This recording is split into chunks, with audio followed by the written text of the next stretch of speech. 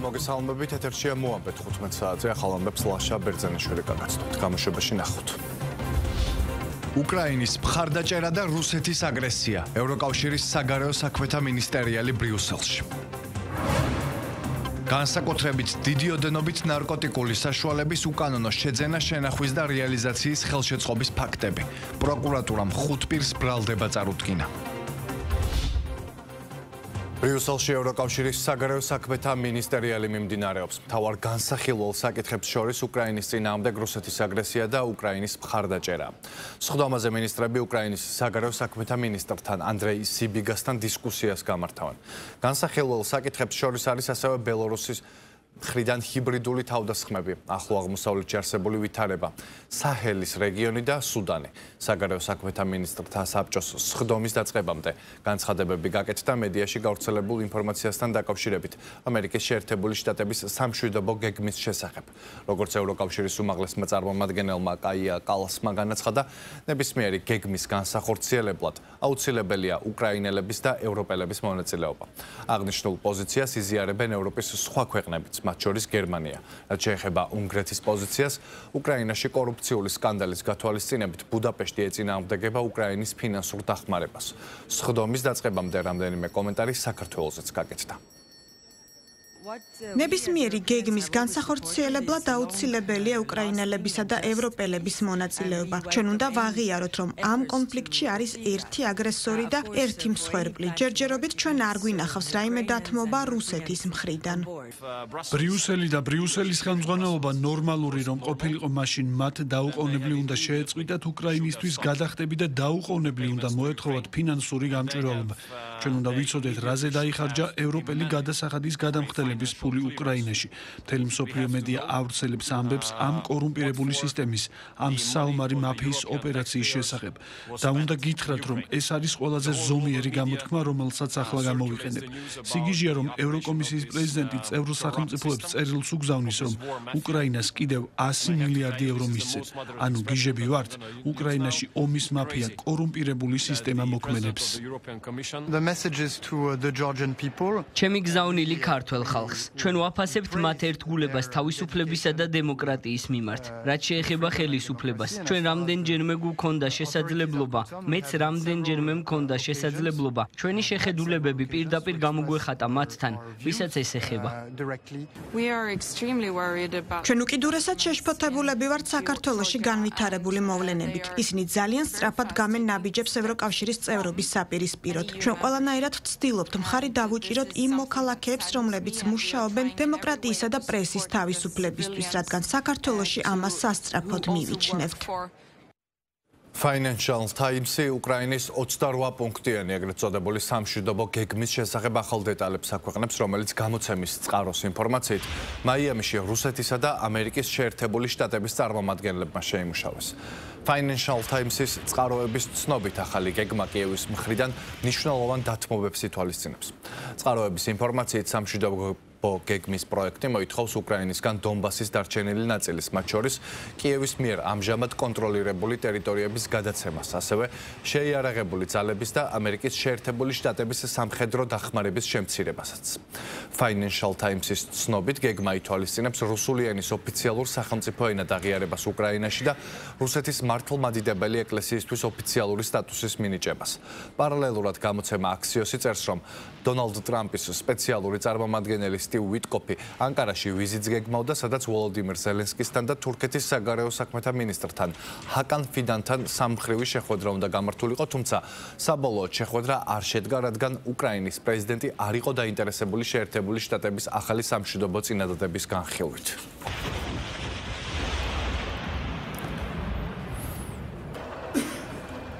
ეროვნული უსაფრთხოების საკითხებში ამერიკის პრეზიდენტის დონალდ ტრამპის მრჩეველმა სტივენ მილერმა განაცხადა, რუსეთ-უკრაინის ომის შეჩერება ამერიკის საგარეო პოლიტიკის ერთ-ერთ პრიორიტეტს წარმოადგენს. მილერის თქმით, ძირითადი მიზანია ევროპაში მშვიდობის მიღწევა, ასევე უდანაშაულო ადამიანების მკვლელობის შეწყვეტა. დონალდ ტრამპის მრჩეველმა უარი თქვა ეპასუხა ამერიკის პრეზიდენტის ადმინისტრაციის ახალი გეგმის შესახებ დასმული შეკითხვისთვის. Not only on that mineral deal, by the way. ეს არის საკითხი, რომელიც პრეზიდენტისთვის კვლავ პრიორიტეტია ჩვენ საგარეო პოლიტიკაში, კერძოდ უკრაინასა და რუსეთს შორის ომის მოგვარება. ძირითადი მიზანია ევროპაში მშვიდობის მიღწევა, ასევე უდანაშაულო ადამიანების მკვლელობის შეწყვეტა. ამერიკის შეერთებული შტატების სახელმწიფო მდივანმა მარკო რუბიომ განაცხადა, რომ უკრაინაში ომის დასასრულებლად ამერიკის შეერთებული შტატები შეიმუშავებს პოტენციური იდეების ჩამონათვალს, რომელიც დაფუძნებული იქნება კონფლიქტის ორივე მხარის წინადადებებზე. როგორც რუბიომ აღნიშნა, გრძელვადიანი მშვიდობის მისაღწევად ორივე მხარეს მოუწევს რთულ, მაგრამ აუცილებელ დათმობებზე წასვლა. უკრაინაში მიმდინარე რთული და სასიკვდილო ომის დასრულება სერიოზული და რეალისტური იდეების ფართო გაცვლას მოითხოვს, წერს მარკო რუბიო. ამერიკის პრეზიდენტის სპეციალური წარმომადგენელი კიტ კელოგი იანვარში თანამდებობას დატოვებს. გავრცელებული ცნობით როიტერს 4 წყარომ განუცხადა, რომ კელოგმა ამერიკის შეერთებული შტატების პრეზიდენტ დონალდ ტრამპის ადმინისტრაციის იანვრიდან დატოვება დააანონსა. როგორც მედია წერს, ეს ტრამპის ადმინისტრაციისთვის უკრაინის მთავარი დამცველის დაკარგვას ნიშნავს. როიტერის ცნობით თეორიულად ასეთი წარმომადგენლები სენატმა უნდა დაამტკიცოს, რათა ისინი 360 დღის განმავლობაში თანამდებობაზე დარჩნენ.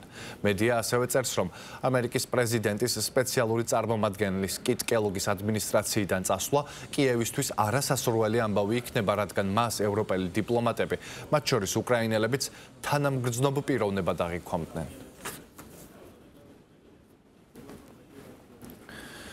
ევროსაბჭოს საპარლამენტო ასამბლეის წარმომადგენლების ედიტე ესტრელას და საბინა ჩუდიჩის განცხადებას საქართველოსთან დაკავშირებით ქართული ოცნება აკრიტიკებს. ევროპის საბჭოს საპარლამენტო ასამბლეის ვებგვერდზე გამოქვეყნებულ განცხადებასთან დაკავშირებით მმართველი გუნდი აცხადებს, რომ იქ არ არის არც ერთი სიტყვა 4 ოქტომბრის მოვლენებზე, რაც კიდევ ერთხელ მიუთითებს, რომ მათი მიზანი პროცესების ობიექტურად შეფასება არ ყოფილა.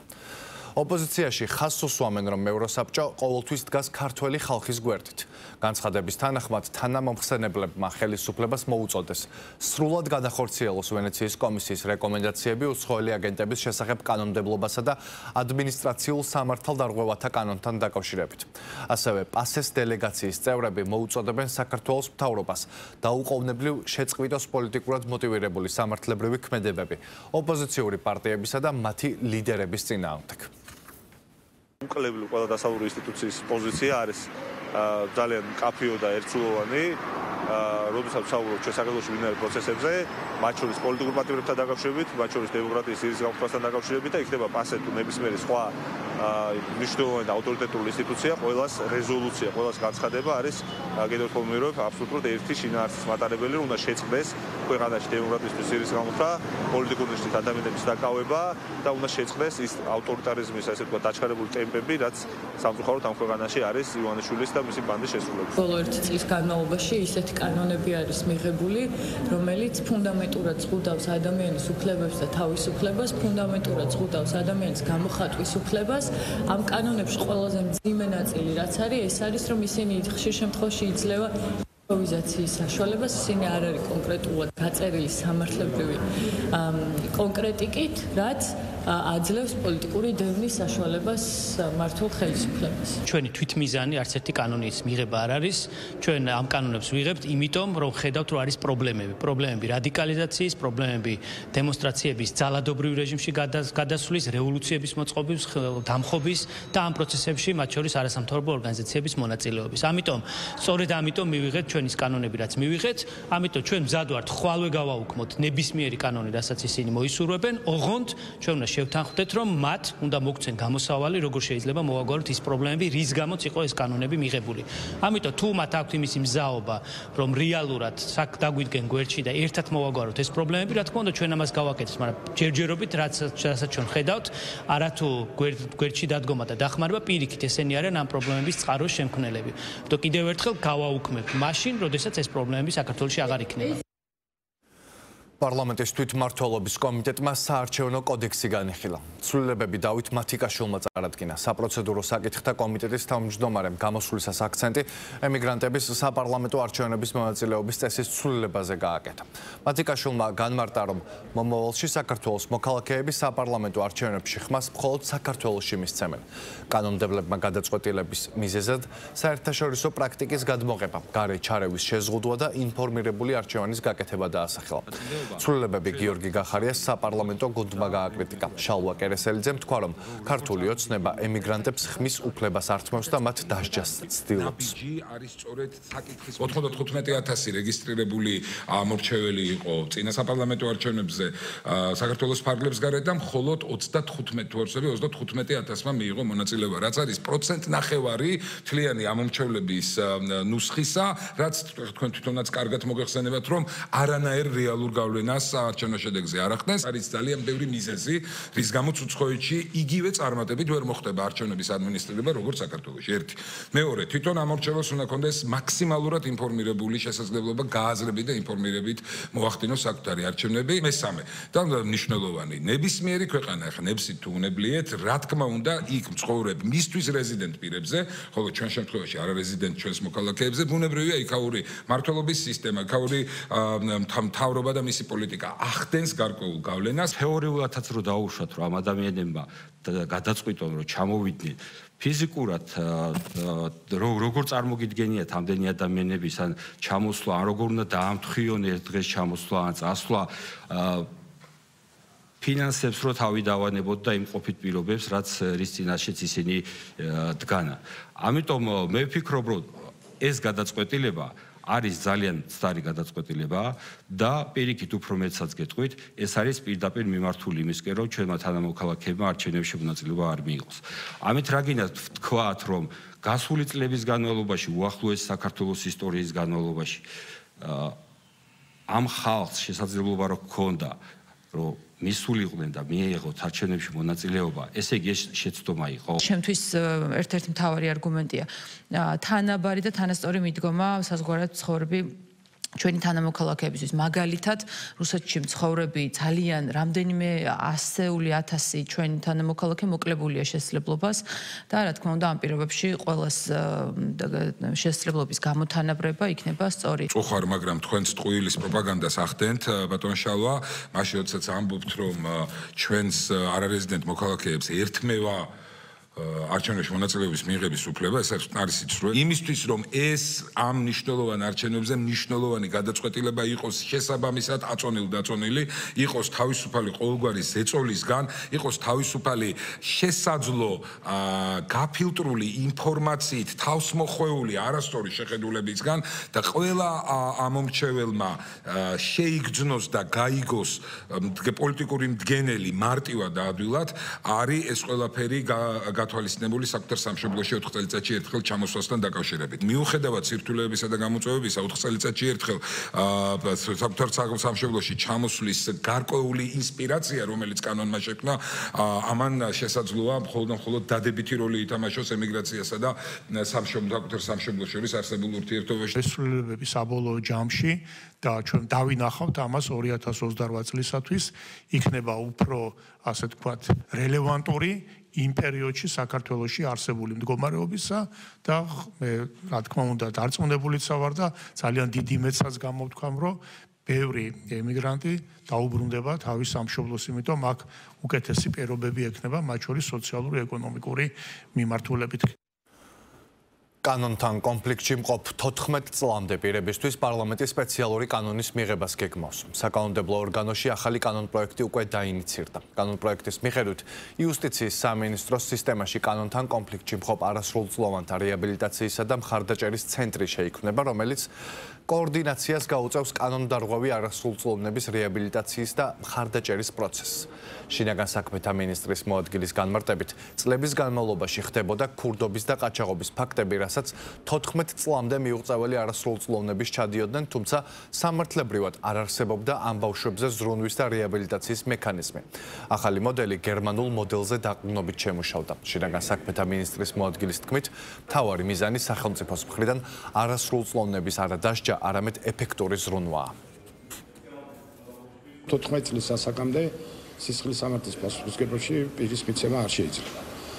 მაგრამ არის ჯგუფები, რომლებიც ესე იგი მიდრეკილი არიან ამ სისხლის სამართლის დანაშაულის ჩადენისაკენ, მაგრამ ისინი ბოლომდე ვერაცნობიერებენ თავის ასაკის გამო, რას ჩადიან.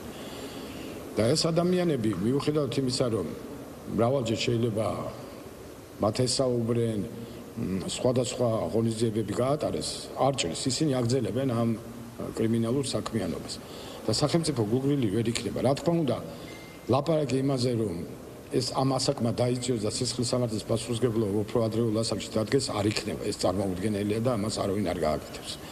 მაგრამ რაღაცა სარეაბილიტაციო ცენტრი, სადაც შეიძლება ამ ბავშვებთან სერიოზული მუშაობა გამართონ სპეციალისტებმა, რომლებიც ჩამოაშორებენ ამ კრიმინალურ სამყაროს, ამ ადამიანებს ეს აუცილებლად გასაკეთებელი იყო. ეს მექანიზმი განხორციელდება მხოლოდ იმ უკიდურეს შემთხვევაში, როდესაც სხვა ღონისძიებები ვერ იღებს შედეგს და თქვათ იგივე ოჯახში დაბრუნება, იგივე სხვადასხვა სარეპუტაციო ღონისძიებები არაეფექტურია, ასე დროს სასამართლოს გადაწყვეტილებით მაქსიმუმ 6 თვემდე ვადით ხდება ბავშვის მოთავსება შესაბამის სახლში, სადაც არის რეაბილიტაციის და რესოციალიზაციის და ბავშვის ზრუნვის აქტიური პროგრამები. საუბარია იმ მდგომარეობაზე, როდესაც 14 წელს მიუღწეველმა ბავშვმა ჩაიდინა დანაშაული და მულტიდისციპლინარული გუნდის შეფასებით სხვა სარეაბილიტაციო ღონისძიებები არ არის ეფექტური და სასამართლო თვლის, რომ ამ შემთხვევაში აუცილებელია მასზე განხორციელდეს ეფექტური ზრუნვა და სახელმწიფომ აიღოს თავის თავზე ამ ბავშვს ზრუნვა.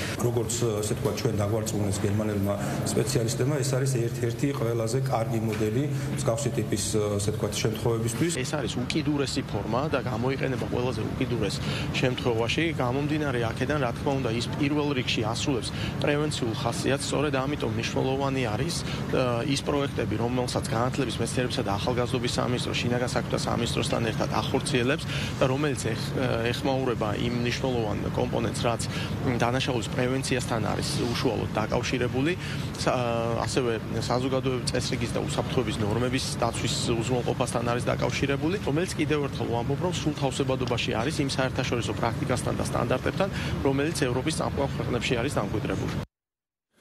ციცაკის სპრეის, ელექტროშოკული მოწყობილობის და აკუსტიკური იარაღის შემოტანა, გაყიდვა და გამოყენება რეგულირებადი ხდება. შესაბამის საკანონმდებლო პაკეტს, რომელიც იარაღის შესახებ კანონში და მის თანმდევ კანონპროექტებში ცვლილებებს ითვალისწინებს, ეკონომიკური პოლიტიკის კომიტეტმა მხარი პირველი მოსმენით დაუჭირა.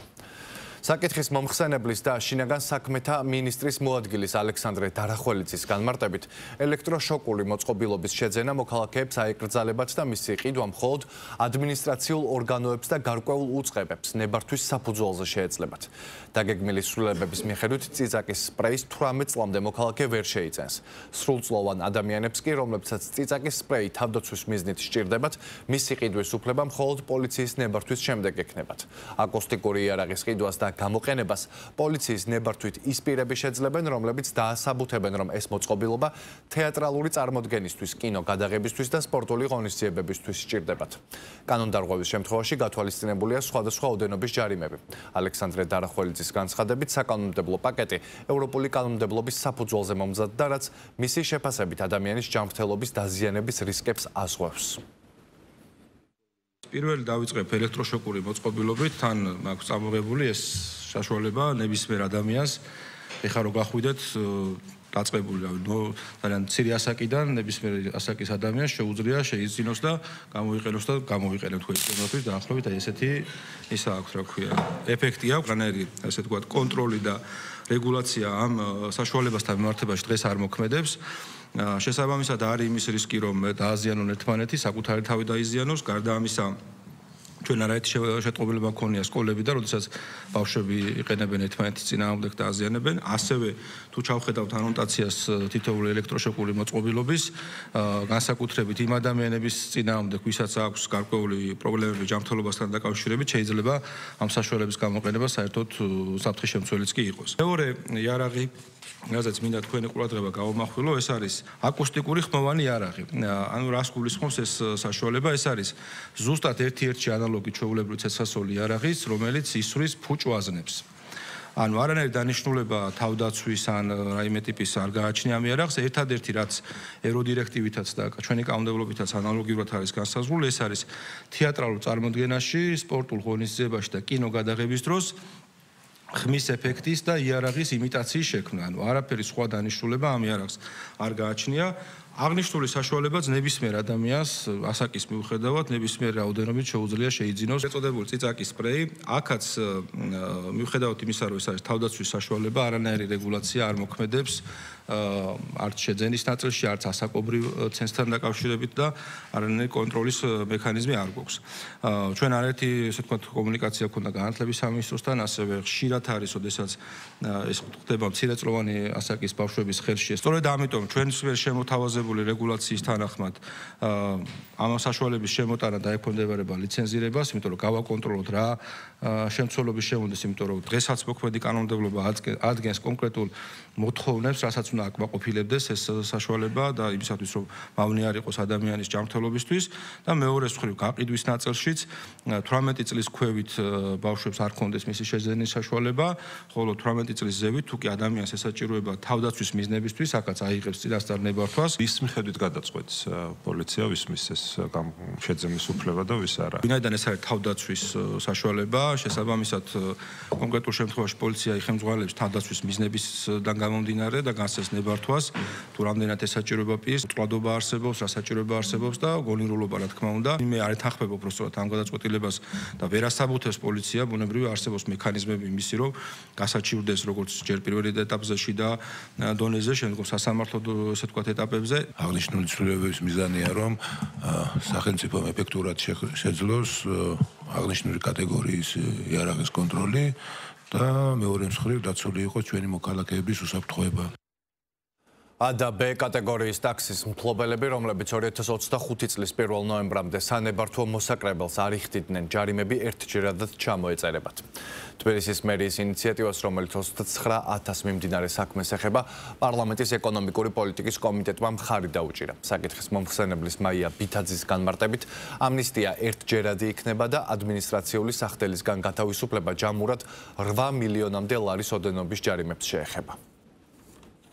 ტაქსების რეგულირება დედაქალაქში დაიწყო 2018 წლიდან, მაშინ როდესაც სამართლებრივ ჩარჩოში მოექცა აღნიშნული საქმიანობა, რამაც გარკვეულწილად ძალიან პოზიტიური ცვლილებები მოიტანა, როგორც საკითხის ზოგადი დარეგულირების, ასევე თვითონ ტაქსის ლიცენზიის ფლობის ნებართვის კაპიტალიზაციის კუთხით. მიუხედავად იმისა, რომ 2018 წლიდან დღემდე სახელმწიფო ბიუჯეტში, ადგილობრივ ბიუჯეტში დაახლოებით 20 მილიონ ლარამდე არის შესული სწორედ ამ მოსაკრებლებიდან, მაინც იყო დიდი რაოდენობა, როდესაც როგორც A, ასევე B კატეგორიის ნებართვის მფლობელები არ იხდიდნენ სანებართვო მოსაკრებლებს ან სანებართვო პირობების დარღვევისთვის იყვნენ დაჯარიმებულები.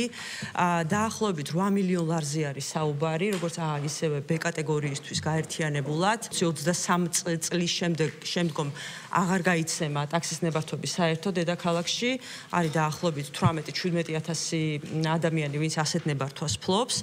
შესაბამისად, ერთჯერადად მიღებული იქნა გადაწყვეტილება, რომ აღნიშნული პირები გათავისუფლდნენ ადმინისტრაციული სახდელებისგან 25 წლის 1 ნოემბრამდე, ვინც ჩაიდინა აღნიშნული სამართალდარღვევა, ეს იქნება, ასე ვთქვათ, ერთჯერადი ქმედება იმისთვის, რომ ამ ეგრეთ წოდებულმა უკვე რეგულირებადმა ბიზნესმა, რომელმაც საკმაოდ პოზიტიური ცვლილებები მოიტანა, ასე ვთქვათ, ტრანსპორტის და გადაადგილების თვალსაზრისით, იქნეს, ასე ვთქვათ, ამნისტირებული ირიბად. ქალბატონმა მაიამაც თავად აღნიშნა, რომ ძირითადად კანონის უპატივცემულობის გამომოხდა ეს სიტყვები თქვი ზუსტად თორსტებიდან. მაშინ გამოდის, რომ კანონის უპატივცემულობას ხო არ ვახალისებთ. ბატონ გიორგი, ერთს გირჩევთ, რომ თქვენ იშრომოთ იმისთვის, რომ რეფორმები ან წინადადებები რეფორმების თაობაზე თქვენმა პარტიამაც წარმოადგინოს. ოღონდ ერთი მაინც, ოღონდ ისეთი, ერთი წუთი თუ შეიძლება მიკროფონი გამორჩეთ, მე ვსაუბრობ. ოღონდ ისეთი, რომელიც გამყარებული იქნება არა პოლიტიკური კეკულწობის იმ მასშტაბით, რითიც ამ ბოლო დროს ძალიან აქტიურად გამოირჩევით, არამედ რეალური მონაცემებით. აღმასრულებელ ხელისუფლებაში რომ გემუშავათ, გეცოდინებოდათ, რეფორმები ყოველთვის თანდევია გარკვეული ამნისტირების მექანიზმებით, იმიტომ რომ სხვაგვარად რეფორმის წარმატება შეუძლებელია, ისევე როგორც ცვლილებები კანონმდებლობაში, რომელიც თითოეულ რეფორმას, ასე ვთქვათ, ხვეთს. გენერალურ პროკურატურასთან ლევან ხაბეიშვილის ოჯახის წევრებმა, თანაპარტიელებმა და მეგობრებმა აქცია გამართეს. მთავარ მოთხოვნად დასახელდა, რომ პატიმრობაში მყოფ ერთიანი ნაციონალური მოძრაობის პოლიტსაბჭოს თავმჯდომარეს პაემნის მიმოწერის და სატელეფონო საუბრის შეზღუდვა მოეხსნას, რათა პოლიტიკოსმა ოჯახის წევრებთან და მცირეწლოვან შვილებთან კომუნიკაცია შეძლოს. მათ აღნიშნული მოთხოვნით უწყებაში განცხადებაც შეიტანეს. შეგახსენებთ ხაბეიშვილს, ბრალდება საქართველოს სისხლის სამართლის კოდექსის 339 მუხლის მეორე ნაწილით წარედგინა, რაც უკანონო ქმედების ჩასადენად მოხელისათვის ქრთამის ფულის გადაცემის დაპირებას გულისხმობს. ამასთან პოლიტიკოს ბრალი აქვს წარდგენილი 317 მუხლითაც, რაც სახელმწიფო ხელისუფლების დამხობისკენ საქვეყნოდ მოწოდებას გულისხმობს. საქართველოს კანონმდებლობის და საერთაშორისო სტანდარტების შესაბამისად პატიმრობის ან წინასწარი დაკავების ფაქტი არ წარმოადგენს იმის საფუძველს, რომ ოჯახის წევრებთან, მათ შორის არასრულწლოვან შვილებთან კომუნიკაცია და შეხვედრა შეეზღუდოს პატიმარს. მოვითხოვთ, რომ უზრუნველყოფილ იქნეს ლევან ხაბეიშვილის არასრულწლოვან შვილებთან შეხვედრა, მათ შორის სატელეფონო ზარები, ვიდეო კომუნიკაცია, წერილობითი მიმოწერა, ჩაინიშნოს მოკლევადიანი და გრძელვადიანი პაემანი. ბავშვების საუკეთესო ინტერესიდან გამომდინარე, რადგან ეხლა ამ აკრძალვით ბავშვების საუკეთესო ინტერესი არის სწორედ ფეხქვეშ გათელილი. საქართველოს პროკურატურამ განსაკუთრებით დიდი ოდენობით ნარკოტიკული საშუალების უკანონო შეძენა, შენახვის და რეალიზაციის ხელშეწყობის ფაქტებზე 5 პირს, მათ შორის უცხო ქვეყნის მოქალაქეებს ბრალდება წარუდგინა. შინაგან საქმეთა სამინისტროს მიერ ჩატარებული გამოძიებით დადგინდა, რომ ბრალდებულებმა უკანონოდ შეიძინეს და ინახავდნენ დიდი და განსაკუთრებით დიდი ოდენობის ნარკოტიკულ საშუალება კოკაინს, ალფა-პვპ-ს, MDMA-ს, გამომშრალ მარიხუანას, ფსილიცინის შემცველ სოკოს, ფუბ-ამბს და ბუპრენოფრინს. გატარებული ღონისძიებების შედეგად აღნიშნული ნარკოტიკული საშუალებები ნივთმტკიცებად ამოიღეს. დაკავებულებს 20 წლამდე ან უვადო თავისუფლების აღკვეთა ემუქრებათ. პროკურატურის შუამდგომლობის საფუძველზე სასამართლომ ბრალდებულებს აღკვეთის ღონისძიების სახით პატიმრობა უკვე შეუფარდა. ბრალდებულებმა უკანონოდ შეიძინეს და ინახავდნენ დიდი და განსაკუთრებით დიდი ოდენობით ნარკოტიკულ საშუალება კოკაინს, ალფა-პვპ-ს, MDMA-ს, გამომშრალ მარიხუანას, ფსილიცინის შემცველ სოკოს, ფუბ-ამბ-სა და ბუპრენორფინს. გატარებული ღონისძიებების შედეგად შინაგან საქმეთა სამინისტროს ცენტრალური კრიმინალური პოლიციის დეპარტამენტის თანამშრომლებმა აღნიშნული ნარკოტიკული საშუალებები ამოიღეს. ორმა ბრალდებულმა ნარკოტიკული საშუალებების უკანონო რეალიზაციის ხელშეწყობის მიზნით სხვადასხვა ლოკაციაზე განათავსეს ნარკოტიკული ნივთიერებები. დაკავებულებს ბრალდება დიდი და განსაკუთრებით დიდი ოდენობით ნარკოტიკული საშუალების უკანონო შეძენა, შენახვისა და რეალიზაციის ხელშეწყობის ფაქტებზე წარადგინათ, რაც სასჯელის სახით დასვამად 20 წლამდე ან უვადო თავისუფლების აღკვეთას ითვალისწინებს. თავდაცვის ძალებისა და შინაგან საქმეთა სამინისტროს წარმომადგენლებმა დიდგორი 2025-ის ფარგლებში შავ ზღვაში ერთობლივი სწავლება ჩაატარეს. თავდაცვის ძალების და სხვადასხვა სახელმწიფო უწყების წარმომადგენლების ერთობლივი კოორდინირებული მოქმედებები ტაქტიკურ დონეზე სინქრონიზაციასა და კოორდინაციის გაღრმავებას ითვალისწინებს. დიდგორი 2025-ის ფარგლებში საველე სწავლება გაიმართა შავ ზღვაშიც. სიმულაციური სცენარის მიხედვით თავდაცვის ძალებისა და შსს წარმომადგენლებმა შავ ზღვაში სინქრონიზებულად აბორდაჟის ოპერაცია განახორციელეს. დიდგორი 2025 მიზნად ისახავს კრიზისული სიტუაციის, საგანგებო და საომარი მდგომარეობის დროს სამთავრობო უწყებებს შორის კოორდინაციისა და ურთიერთქმედებების დახვეწას.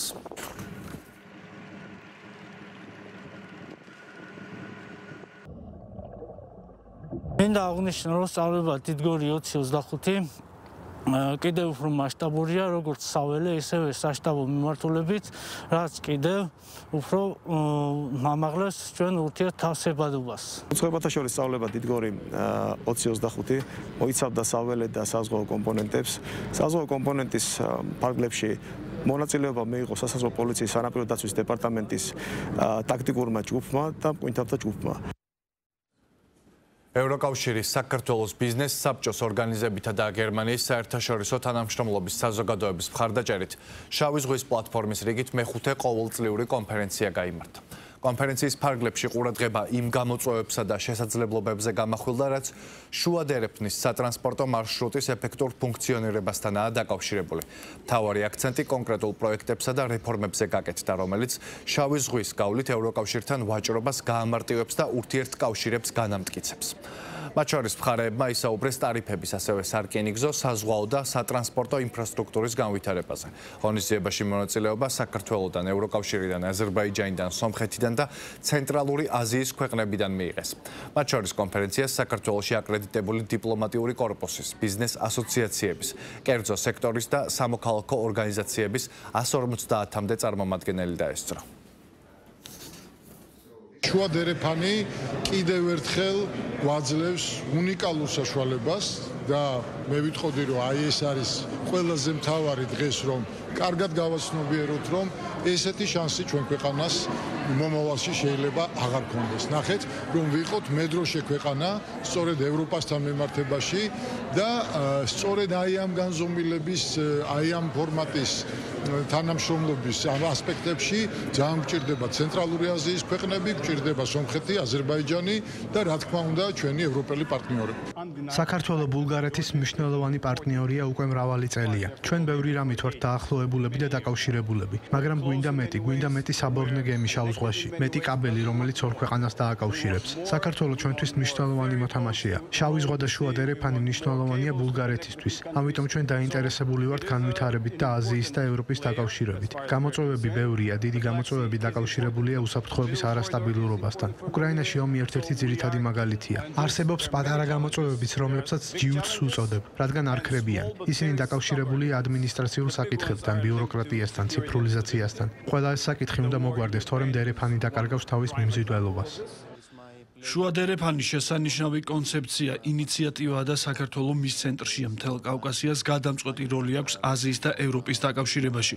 ევროპის რეკონსტრუქციის და განვითარების ბანკი დაინტერესებულია ჩაერთოს ყველა პროცესში, ყველა დისკუსიასა და პროექტის შესწავლაში, როგორ გავხადოთ შუა დერეფანის სიცოცხლის უნარიანი გზა ევროპის და აზიის დასაკავშირებლად. უკვე აქტიურები ვართ ყველა ქვეყანაში, რომლებიც აკავშირებენ შუა დერეფანს ცენტრალური აზიიდან კავკასიამდე. საქართველოზე თუ საუბრობთ, ჩვენ უკვე ინვესტიცია ჩავდეთ სარკინიგზო პროექტებში, საგზაო პროექტებში, კვლევებში, რომლებიც აძლიერებენ საპორტო სისტემას. მზად ვართ მხარი დავუჭიროთ ნებისმიერ შესაძლებლობას, რომელსაც აზრი აქვს. ჩვენ აქ ვართ, რათა სხვებისგან ვისწავლოთ და ასევე წვლილი შევიტანოთ. დარწმუნებული ვარ, ეს არის ყოვლის მომცველი თემა, რომელიც მოიტანს კეთილდღეობას, მშვიდობის პერსპექტივას ფართო რეგიონშიც. ასეთი იყო მოამბე 15 საათზე, გმადლობთ ყურადღებისთვის.